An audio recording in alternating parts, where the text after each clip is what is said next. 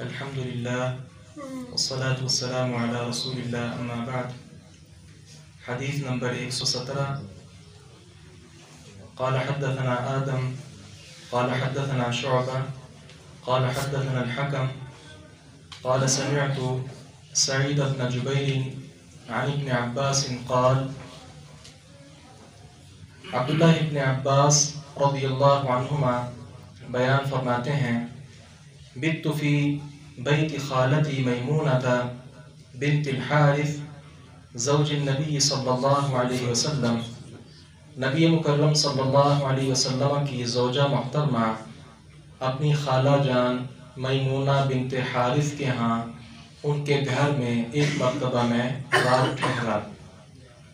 وکان النبی صلی اللہ علیہ وسلم عندها فی لیلتها، اس وقت اس رات میں آپ صلی اللہ علیہ وسلم انہی کے گھر تشریف فرما تھے۔ فصلی النبی صلی اللہ علیہ وسلم العشاء، چنانچہ آپ صلی اللہ علیہ وسلم نے نماز عشاء ادا فرمائی۔ ثم جاء الى منزلہ، پھر مسجد سے اپنے گھر کی طرف تشریف لائے۔ فصلی 4 رکعات، چنانچہ آپ نے 4 رکعتیں پڑھی۔ ثم نام، پھر آپ سو گئے۔ ثم قام، پھر آپ صلی اللہ علیہ وسلم بیدار ہوئے۔ ثم قال، تو فرمایا نام الغلیم، وہ چھوٹا سا بچہ سو گیا ہے۔ او کلمۃ تشبہها، یا اس طرح کی آپ نے بات کہی۔ ثم قام، پھر آپ نماز کے لیے کھڑے ہو گئے۔ فقمت عن یسارہ، چنانچہ میں بھی آپ کی بائیں طرف جو ہے بلکہ بائیں طرف کھڑا ہو گیا۔ فجعلنی عن یمینہ، چنانچہ آپ نے مجھے پکڑ کر دائیں طرف کر دیا۔ فصلی 5 رکعات، چنانچہ آپ نے 5 رکعتیں ادا فرمائیں۔ ثم صلی رکعتین، پھر آپ نے 2 رکعتیں ادا کی۔ ثم نام، پھر آپ صلی اللہ علیہ وسلم سو گئے۔ حتی سمعت غطیتہ او خطیتہ، یہاں تک کہ آپ کے خراٹے بھرنے کی آواز وہ میں نے سنی۔ ثم خرج الی الصلاۃ، پھر آپ صلی اللہ علیہ وسلم نماز کے لیے نکل آئے۔ یہ حدیث مبارکہ امام بخاری رحمہ اللہ ذکر کر رہے ہیں باب السمر فی العلم میں، کہ رات کو نماز عشاء کے بعد اور سونے سے پہلے بات چیت کرنے کی اجازت موجود ہے۔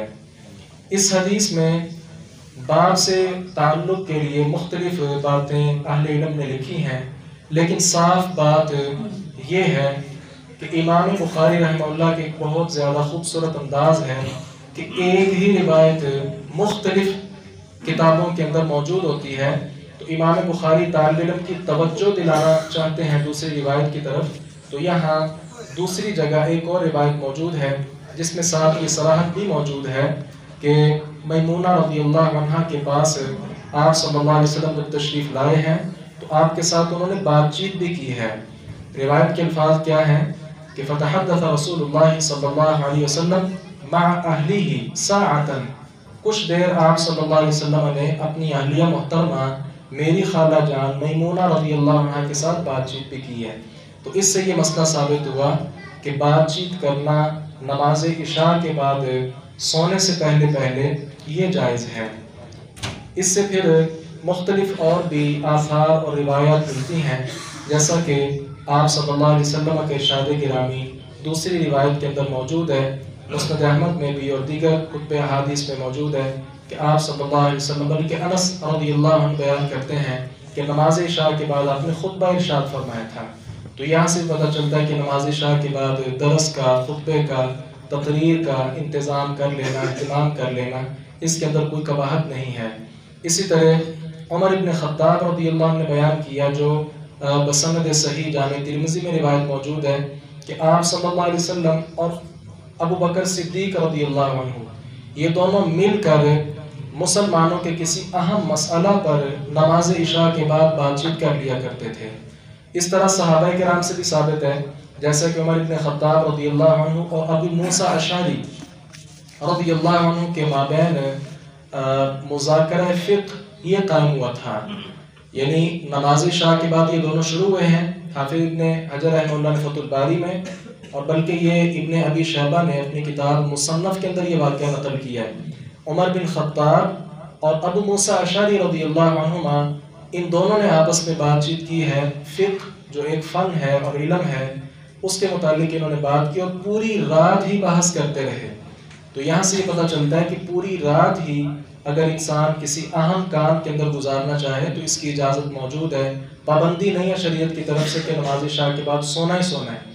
ہاں اس واقعے کے اندر یہ بھی ہے کہ نماز فجر تک وہ بات چیت کرتے رہے، تو یہ تو آپ جانتے ہیں کہ نماز فجر بھی انہوں نے پھر ادا کی۔ ایسا نہیں کہ ساری رات آدمی بات چیت کرتا رہے، پھر نیکی کی بات لکھتا رہے، بتاتا رہے، لیکن نماز فجر سے وہ غافل ہو جائے، ایسا نہیں ہے۔ اسی طرح ابو داؤد کے اندر بھی ایک روایت موجود ہے کہ آپ صلی اللہ علیہ وسلم جو ہے نماز عشاء کے بعد آپ صلی اللہ علیہ وسلم صحابہ کرام کے پاس بیٹھے اور بنو اسرائیل کے متعلق آپ مختلف باتیں بتانے لگے، یہاں تک کہ حتیٰ یصبح کے الفاظ، یہاں تک کہ صبح ہو گئی۔